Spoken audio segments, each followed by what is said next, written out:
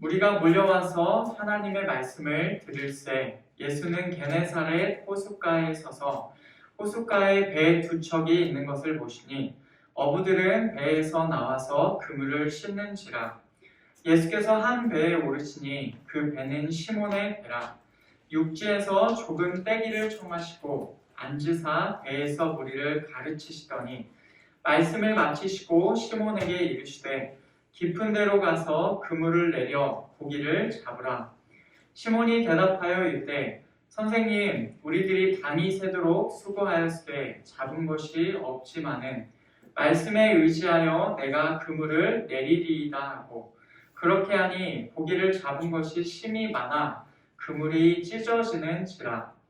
이에 다른 배에 있는 동무들에게 손짓하여 와서 도와달라 하니 그들이 와서 두 배의 채움에 잠기게 되었더라. 시몬 베드로가 이를 보고 예수의 무릎 아래에 엎드려 이르되 주여, 나를 떠나소서, 나는 죄인이로소이다 하니, 이는 자기 및 자기와 함께 있는 모든 사람이 고기 잡힌 것으로 말미암아 놀라고 세베대의 아들로서 시몬의 동업자인 야고보와 요한도 놀랐습니다. 예수께서 시몬에게 이르시되 무서워하지 말라. 이제 후로는 내가 사람을 취하리라 하시니 그들이 배들을 육지에 대고 모든 것을 버려두고 예수를 따르니라. 아멘. 오늘 말씀은 어부인 시몬과 동료들이 예수님을 경험하고 예수님을 따르는 내용입니다. 게네사렛 호숫가에서 있었던 이 일은 이때 이후로 시몬과 그의 동료들의 삶을 완전히 바꾸어 버립니다. 짧은 사건이었지만 이 어부들의 삶을 완전히 바꿀 정도로 오늘 말씀에 일어난 일은 엄청난 일이었어요. 과연 어떤 일이 일어난 것일까요? 오늘도 우리에게 주시는 하나님 말씀을 우리가 함께 듣고자 합니다. 오늘 말씀은 게네사렛 호숫가를 배경으로 합니다. 게네사렛은 원래는 갈릴리 호수 근처의 지명입니다. 그런데 통상적으로 갈릴리 호수를 이제 그 근처에 있는 지명을 따서 게네사렛 호수다 혹은 디베랴 호수다 라고 함께 부르곤 합니다. 그러니까 오늘 말씀은 갈릴리 호수에서 일어난 일입니다. 예수님께서 그 호수에서 어부들을 제자로 부르십니다. 이 내용은 같은 내용이 복음서에서 많이 등장하죠. 다만 여기서는 누가복음에서는 그 초점이 시몬에게 맞추어져 있습니다. 그래서 예수님께서 시몬을 제자로 부르시는 내용에 중점을 두고 오늘 말씀의 내용을 살펴보겠습니다. 예수님께서 게네사렛 호수 곁에 계실 때 무리가 막 몰려들었어요. 그래서 무리가 그분을 밀고 하나님의 말씀을 듣고 있었습니다. 그러자 예수님께서 호수 곁에 서 있던 배 두 척을 보셨어요. 그 배는 고기잡이 배였습니다. 말씀 뒷부분을 보면 어부들이 밤새 일을 마치고 그물을 씻으면서 정리하고 있었습니다. 예수님께서는 그 배 중 하나에 올라타셨어요. 그 배는 우리가 아는 대로 시몬의 배입니다. 그리고 예수님께서 시몬에게 배를 땅에서 약간 띄우기를 요청하셨고, 그런 다음에 이제 호수 가운데로 나아간 배에 앉으셔가지고 배에서 무리들을 가르치셨어요. 한참을 가르치시다가 말씀을 멈추시고 시몬에게 이렇게 말씀하십니다. 오늘 말씀 4절을 보면 깊은 데로 가서 그물을 내려 고기를 잡으라 라고 예수님께서 말씀하세요. 깊은 데로 배를 옮겨서 고기를 잡기 위해 그물을 내려라 라고 하시죠. 그러자 시몬이 대답합니다. 선생님, 우리들이 밤이 새도록 수고하였을 때 잡은 것이 없지만은 말씀에 의지하여 내가 그물을 내리리이다. 아멘. 시몬을 포함한 배 두 척에 있는 이 어부들은요, 사실은 밤새 수고하였습니다. 그런데 그날따라 아무것도 잡지를 못했어요. 그러나 시몬이 뭐라고 합니까? 선생님이라고 하죠. 스승님이라고 예수님을 부르면서 사정을 얘기를 합니다. 저희가 이러저러합니다. 그런데 예수님, 당신께서 말씀을 하시니 스승님의 말씀에 저희가 의지하여 그물을 내리겠습니다. 라고 그렇게 해요. 그때 역사적인 일이 일어났습니다. 예수님의 말씀에 순종하여 깊은 데로 배를 띄워서 그물을 내리죠. 그러자 어마어마하게 많은 고기가 잡혔습니다. 그물이 찢어질 정도가 되었어요. 도저히 그 배로는 감당할 수가 없는 것입니다. 이들은 다른 배에 있는 동료들에게 도와달라고 손짓하였어요. 그들이 와서 이제 배가 두 척이 되었습니다. 두 배에 고기를 가득 채웠어요. 얼마나 고기가 많았던지 두 배가 가라앉고 있었다라고 누가는 기록합니다. 이것을 본 시몬이 예수님의 무릎에 엎드려서 이렇게 말합니다. 8절 말씀을 보면 주여 나를 떠나소서 나는 죄인이로소이다. 아멘. 시몬은 예수님을 주님이라고 부르면서 자기가 죄인이기 때문에 이제 자기를 떠나달라라고 그렇게 말을 하죠. 그러자 예수님께서 10절을 보면 시몬에게 이렇게 말씀하십니다. 무서워하지 말라. 이제 후로는 내가 사람을 취하리라. 아멘.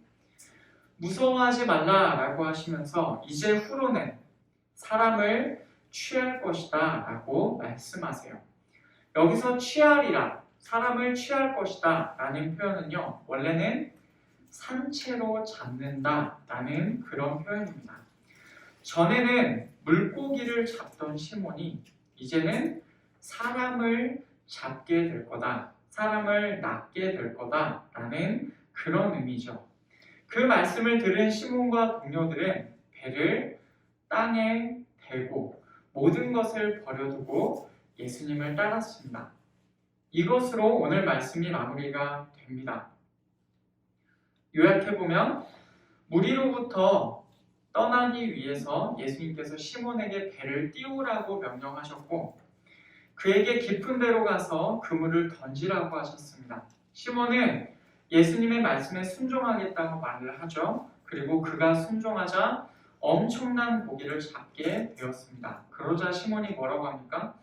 예수님 앞에 엎드려 죄인인 자기를 떠나달라라고 말을 합니다.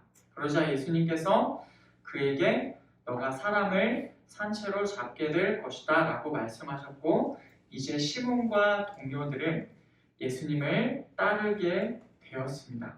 이것이 오늘 말씀의 내용이에요. 말씀을 우리가 다시 한번 돌아보면 오늘 말씀에는 이렇게 서로 대비되는 두 대상들이 있습니다. 예를 들자면 무리가 있고 제자가 있습니다. 그리고 자신을 어부라고 생각하는 사람이 있고 자신을 죄인이라고 고백하는 사람이 있습니다. 이 둘은 같은 사람이죠.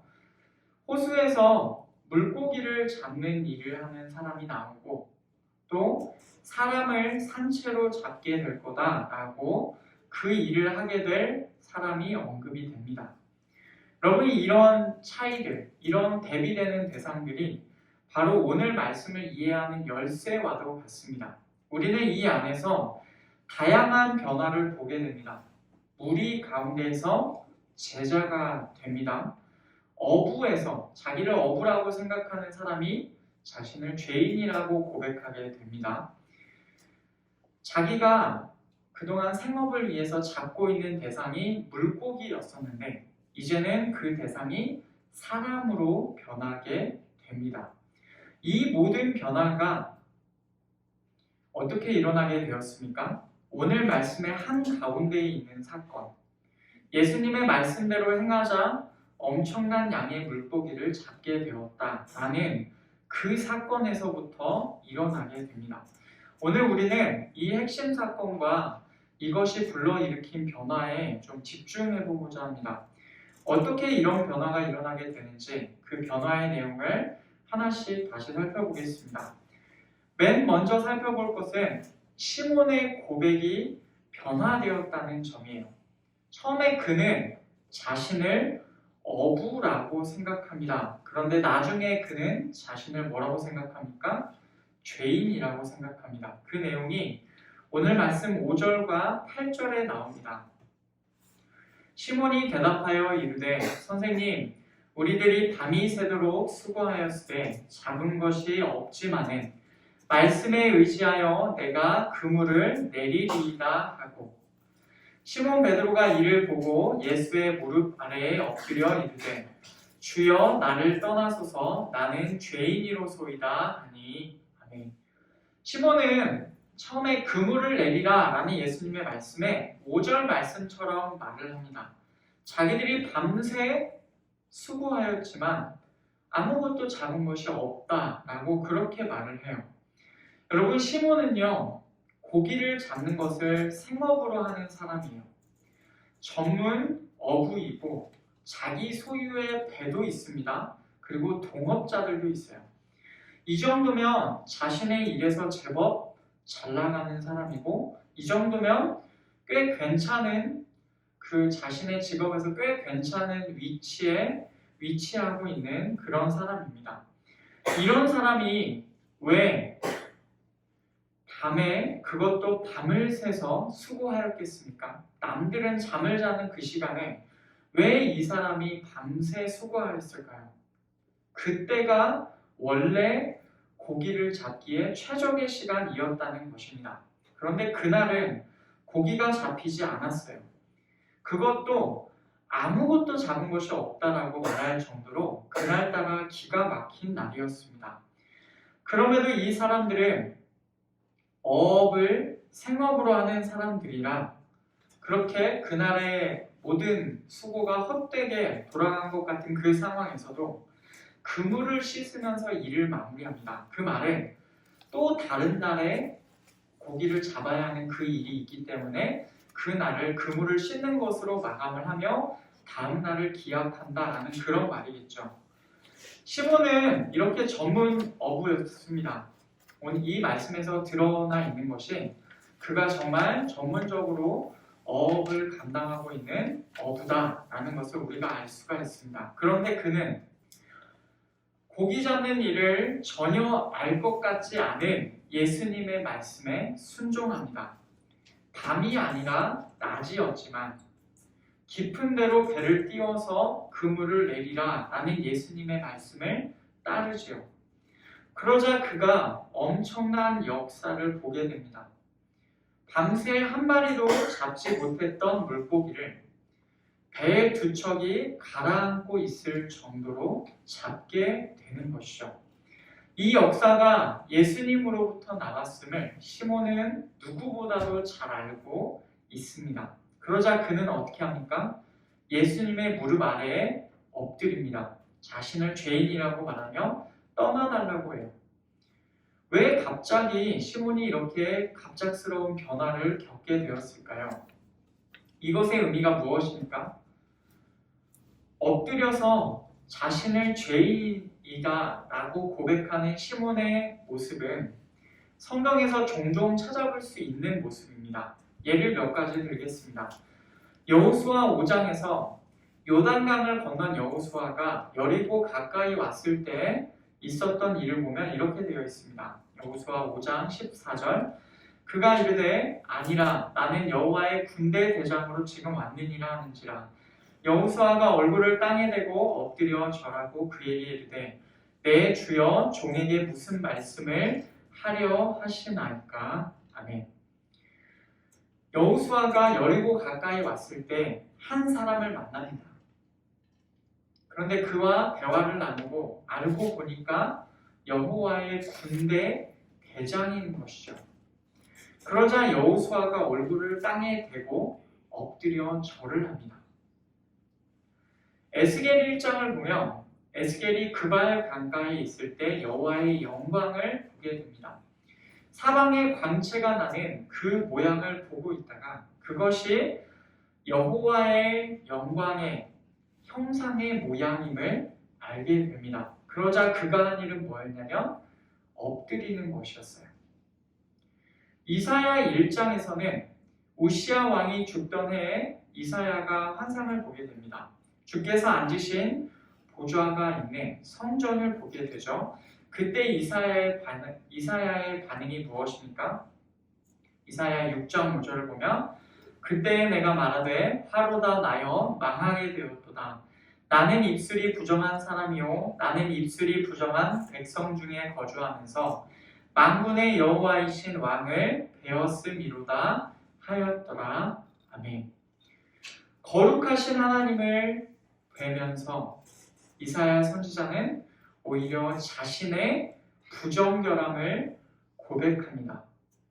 입술의 부정결함을 고백하고 자신이 입술이 부정결한 백성 가운데에 거주하고 있다라는 사실을 고백해요. 이 말이 무슨 뜻이냐면 제가 죄인입니다 라는 그런 말이에요. 자기가 죄인임을 하나님 앞에 섰을 때 깨닫게 되었다라는 그런 말입니다.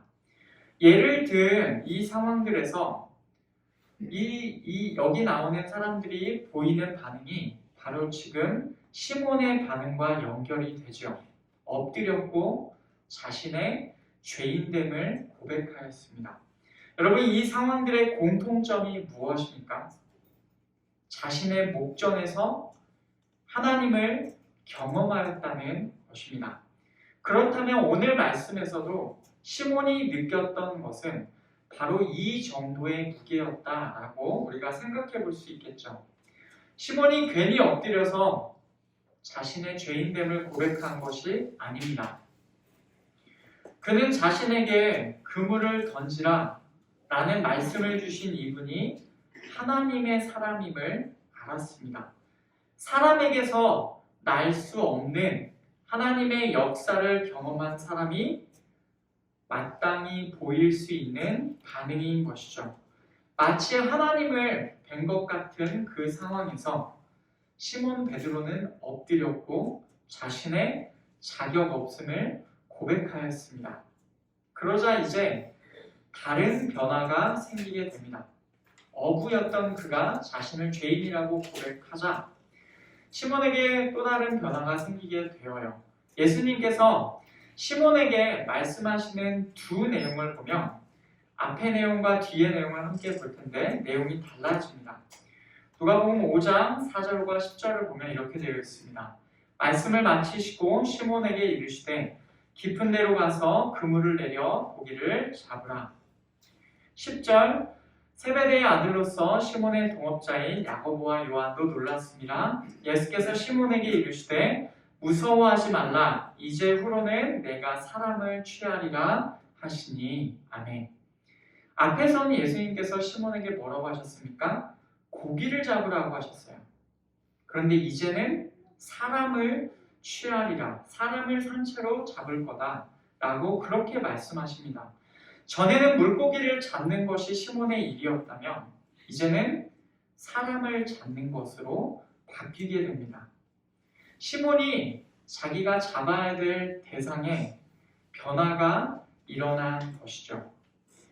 예수님께서 시몬을 부르시는 다른 복음서의 내용을 보면 여기에는 나와 있지 않으나 추가된 내용이 있습니다. 마가복음 1장 17절 18절을 보면 거기 이렇게 되어 있습니다. 예수께서 이르시되 나를 따라오라. 내가 너희로 사람을 낚는 어부가 되게 하리라 하시니 곧 그물을 버려두고 따르니라. 아멘.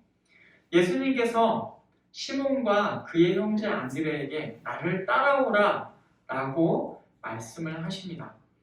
여기서 예수님을 따라오라 라는 말씀이 무슨 의미입니까? 이제는 시몬의 신분이 바뀌었다는 거예요. 이전에는 예수님 있는 곳에 몰려다니면서 예수님을 밀고 그렇게 다니는 무리와 다를 것이 없었습니다. 그런데 이제는 공식적으로 예수님을 가까이에서 따르는 제자가 되는 것이죠. 오늘 말씀에서 실제로 그렇게 나와 있습니다. 예수님께서는 당신을 밀고 있는 무리에게서는 배를 띄우시면서 다소 거리를 두셨다라는 그런 내용이 나오지만 예수님의 제자에게는 당신께서 부르시는 제자에게는 당신을 가까이에서 따르도록 그렇게 말씀하고 계시죠. 예수님의 이 말씀에 시몬은 다시 한번 순종합니다. 그래서 오늘 말씀 마지막 절을 보면 그들이 배들을 육지에 대고 모든 것을 버려두고 예수를 따르니라. 아멘. 기존에 생업활동을 할 때 필요했던 배를 육지에 대고 그물을 포함한 모든 것을 버려두었습니다. 거기다 남겨두고 그리고는 예수님을 따르기 시작합니다. 오늘 말씀은 이 내용에서 끝나요. 하지만 우리는 그 이후의 상황도 알고 있습니다. 시몬이 먼저 예수님의 말씀에 순종했을 때는 어떻게 되었습니까? 물고기를 넘치도록 잡았죠. 그런데 여기서 예수님을 따르라라는 명령에 다시 한번 순종한 시몬은 어떻게 됩니까? 나중에 사도행전 2장에서 오순절에 성령을 받고 난 이후에 한 번의 설교로 그날에 3,000명이나 주님께로 돌아오게 합니다. 마치 배 두 척이 가라앉을 정도로 물고기를 잡았던 상황이 사도행전 2장에서도 그려지고 있는 것입니다. 말 그대로 사람을 산채로 어마어마하게 잡는 역할을 시몬 베드로가 감당하게 되는 것이죠. 이렇게 오늘 말씀은 엄청난 양의 고기를 잡는 사건을 기점으로 다양한 변화가 일어나게 됩니다. 시몬의 자기 인식이 어부에서 죄인으로 바뀌게 되었죠. 그가 잡아야 하는 대상이 물고기에서 사람으로 바뀌게 되었습니다. 그의 신분이 이제는 무리 중에 한 명이 아니라 제자로 변하게 되었습니다. 예수님께서 어부였던 시몬에게 찾아가서 그를 부르시면서 이런 엄청난 변화가 일어난 것이죠. 그 예수님께서는 지금도 시몬을 부르신 것처럼 우리를 부르고 계십니다. 그러면 여러분, 주님께서 우리를 부르시는 자리가 어디입니까? 주님께서 우리를 부르신다고 할 때 주님께서 시몬을 부르셨던 자리는 갈릴리 호수 배 위였어요. 그러면 주님께서 지금 우리를 부르시는 자리는 어디가 되겠습니까? 그것이 이 오늘 말씀을 우리에게 적용하면서 우리가 우리에게 던져야 될 질문인 것입니다. 주님께서 우리를 부르시는 자리, 그 자리가 어디일까요? 우리 주님께서는 오늘 말씀을 적용해 보면 우리의 삶의 터전으로 우리를 부르러 오십니다. 갈릴리 호수로 시몬을 찾아오신 것처럼 생업의 한복판인 호수로 띄운 그 배 위로 예수님께서 찾아오신 것처럼 그렇게 주님께서는 우리를 부르십니다. 인생 가운데 우리의 자리로, 우리의 인생 가운데 우리의 자리로 찾아오셔서 우리와 가까이 계십니다. 때로 그 자리는요, 우리가 무너진 자리일 수 있습니다. 우리의 생업이나 전문성이 있는 그 자리에서 우리가 처절하게 무기력해진 그 자리일 수도 있습니다. 우리의 죄인됨이 극명하게 드러나고 도저히 우리가 주님과 어울리지 않다. 나는 주님의 제자가 되기에 합당하지 않다. 라고 생각될 수가 있습니다. 그러나 우리가 넘어진 자리에서도 주님께서는 반드시 우리를 부르실 거예요. 스스로를 죄인이라고 고백하며 자신을 떠나달라고 말하는 시몬의 말에 예수님께서 뭐라고 하셨습니까? 오히려 그를 부르셨어요. 나를 따라오라 라고 하셨습니다. 이 말에는 이런 뜻이 담겨 있어요. 너가 무너졌어도 상관없다. 너가 죄인이어도 상관없다. 너는 다만 나를 따라오라. 나머지는 내가 책임진다. 라는 그런 말이죠. 그분이 일단 우리를 부르셨다면 이 모든 것을 아시고서도 우리를 부르신다라는 그런 뜻이죠. 시몬을 부르신 주님의 그 부르심이 우리에게도 들리기를 소원합니다. 우리를 부르러 오신 그분께서는 이제 우리를 그분의 말씀에 순종하는 자리로 우리를 부르십니다. 이것이 부르심의 목적이에요. 우리 혼자 이 땅을 살게 두지 않으시고 주님과 함께 이 땅을 살기를 원하시는 것입니다. 우리의 생각과 우리의 고집과 우리의 계획이 그릴 수 있는 그림보다 하나님의 그림을 우리의 인생 가운데에 그리기를 원하십니다. 그래서 우리에게 당신의 말씀을 주시고 그 말씀에 순종하는 자리로 우리를 불러가십니다. 때로는 그 말씀이 우리의 생각과 전혀 맞지 않을 수도 있어요. 우리가 아무리 우리의 생각으로 따져봐도 우리의 전문성으로 따져봐도 이거는 정말 말이 안 되는 일이다 라고 생각할지도 모르겠습니다. 그러나 주님께서는 우리가 순종하도록 우리를 부르고 계십니다. 여러분, 이 부르심에 우리가 어떻게 반응할 것입니까? 우리가 어떻게 반응해야 되겠습니까? 주께서 우리를 부르시는 자리에서 우리는 그 부르심에 어떻게 반응하시겠습니까? 매번 순종이 쉬운 일은 아닙니다. 그런데 그 중에서도 맨 처음의 순종이 가장 어려운 것 같습니다. 그러나 우리가 순종할 때 우리는 하나님의 역사를 목도하게 됩니다. 그러니 첫 번째 순종이 얼마나 중요한지를 우리가 오늘 말씀에서도 잘 알 수 있는 거예요. 우리가 순종할 때 우리는 그 자리에서 하나님의 역사를 봅니다. 그리고 그것은 언제나 변함없는 하나님의 방식이에요. 하나님께서는 우리가 순종하는 그 자리에서 우리에게 하나님의 역사를 보여주시고 그것으로 말미암아 우리로 하여금 계속 순종하여 나갈 수 있도록 우리를 이끌어 주십니다. 우리는 예수님을 따르라라는 그 부르심에, 그분의 명령에 순종하라는 그 부르심에 순종하시겠습니까? 그래서 우리의 능력이 아니라 하나님의 능력으로 이루어지는 하나님의 역사를 목도하시겠습니까? 그 걸음에 우리 모두가 함께하기를 간절히 원합니다. 말씀을 맺겠습니다. 시몬을 부르신 주님께서는 지금도 우리를 부르고 계십니다. 하나님께서 우리를 부르시는 자리, 우리의 삶의 터전이고 우리의 인생 한복판입니다. 우리가 매일 살아가는 현장으로 주님께서는 우리를 부르러 우리의 인생 가운데로 들어오십니다. 또한 하나님께서 우리를 부르시는 자리는 하나님의 말씀으로 순종하는, 하나님의 말씀에 순종하는 그 자리입니다. 그분께서 우리를 당신의 말씀에 순종하는 그 자리로 우리를 불러 가시기를 원하십니다. 우리를 부르러 오신 주님께서 우리를 당신의 말씀에 순종하는 자리로 불러 가실 것입니다. 저의 소망은 저를 포함한 우리 한걸음교회 모든 성도들이 주의 부르심을 따라 걷는 것입니다. 모든 사람이 사역자가 될 필요는 없으나 여러분의 생업이 있는 그 자리에서 각자의 자리에서 하나님께서 부르시는 부르심이 있을 것이라고 확신합니다.